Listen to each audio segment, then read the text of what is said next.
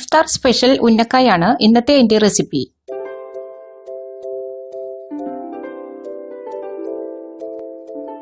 ഇതിനായി ഞാൻ 600 ഗ്രാം ഏത്തപ്പഴം എടുത്തിട്ടുണ്ട്.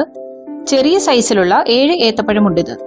അധികം പഴുക്കാത്ത ഏത്തപ്പഴമാണ് നമുക്കിതിന് വേണ്ടത്.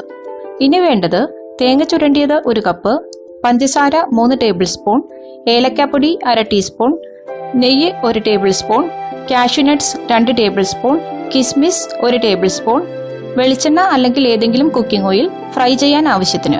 ആദ്യം നമുക്കൊന്ന് ഈ പഴം സ്റ്റീം ചെയ്തെടുക്കണം. ഒരു ഇഡ്ഡലി പാത്രത്തിന്റെ താഴെ വെള്ളമൊഴിച്ചിട്ട് തട്ടിലേക്ക് പഴം വെച്ചിട്ടുണ്ട്. ഇത് നമുക്ക് അടച്ചുവെച്ച് സ്റ്റീം ചെയ്തെടുക്കാം. ഇതൊരു മീഡിയം ഫ്ലെയിമിൽ 15 മിനിറ്റ് വേവിച്ചെടുക്കണം. പഴം വേവുന്ന സമയത്ത് നമുക്ക് ഫില്ലിംഗ് റെഡിയാക്കി എടുക്കാം.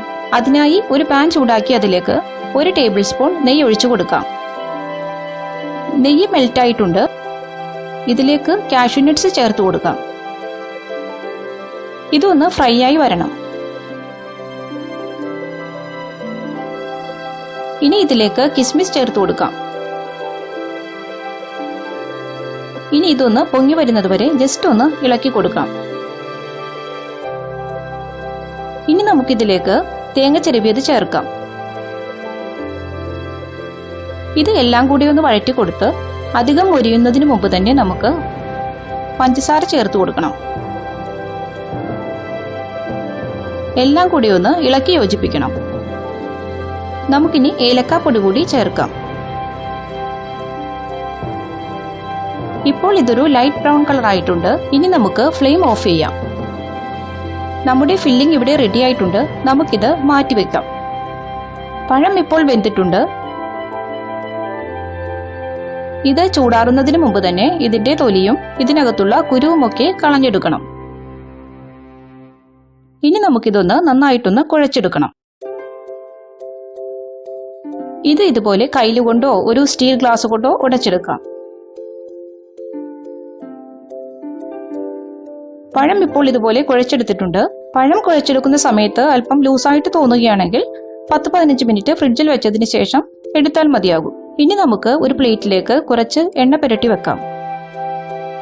ഇനി കയ്യിൽ അല്പം നെയ്യോ എണ്ണയോ പുരട്ടി അല്പം എടുത്ത് ഇതുപോലെ ബോൾ പോലെയാക്കി കയ്യിൽ വെച്ച് പരത്തി ഫില്ലിംഗ് നിറച്ച് 2 സൈഡും കൂടി യോജിപ്പിച്ച് ഇതുപോലെ ഷേപ്പാക്കി എടുക്കണം. വലിപ്പമൊക്കെ നിങ്ങളുടെ ഇഷ്ടത്തിനനുസരിച്ച് മാറ്റം വരുത്താം. പരത്തിയെടുക്കുമ്പോൾ ഇതിന്റെ തിക്നെസ് തീരെ കുറഞ്ഞു പോകരുത്, പൊട്ടിപ്പോകാൻ ചാൻസ് ഉണ്ട്. ഇതെല്ലാം ഇപ്പോൾ റെഡി ആയിട്ടുണ്ട്. ഇനി നമുക്കിത് ഫ്രൈ ചെയ്തെടുക്കണം. അതിനായി ഒരു പാനിൽ വെളിച്ചെണ്ണ ഒഴിച്ച് അടുപ്പിൽ വെച്ചിട്ടുണ്ട്. എണ്ണ ഇപ്പോൾ ചൂടായിട്ടുണ്ട്. ഇനി ഈ എണ്ണയിലേക്ക് ഇത് ഇട്ട് കൊടുക്കാം. ഒരു മീഡിയം ഫ്ലെയിമിൽ വേണം നമുക്കിത് ഫ്രൈ ചെയ്തെടുക്കാൻ.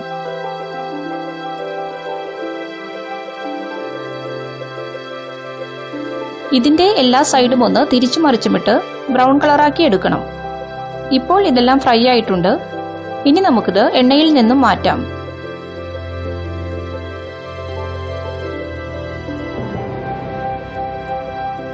ഇനി നമുക്ക് ബാക്കിയുള്ളതും കൂടി ഇതുപോലെ ഫ്രൈ ചെയ്തെടുക്കാം. നമ്മുടെ ഉന്നക്കായ എല്ലാം ഇപ്പോൾ റെഡി ആയിട്ടുണ്ട്. നോമ്പുതുറ വിഭവമായും 4 മണി പലഹാരവുമായിട്ടൊക്കെ കഴിക്കാൻ പറ്റിയ നല്ലൊരു സ്നാക്കാണിത്. എല്ലാവരും ട്രൈ ചെയ്ത് നോക്കണം. ഈ വീഡിയോ ഇഷ്ടമായെങ്കിൽ ലൈക്ക് ചെയ്യാനും ഷെയർ ചെയ്യാനും സബ്സ്ക്രൈബ് ചെയ്യാനും മറക്കരുത്. Thank you.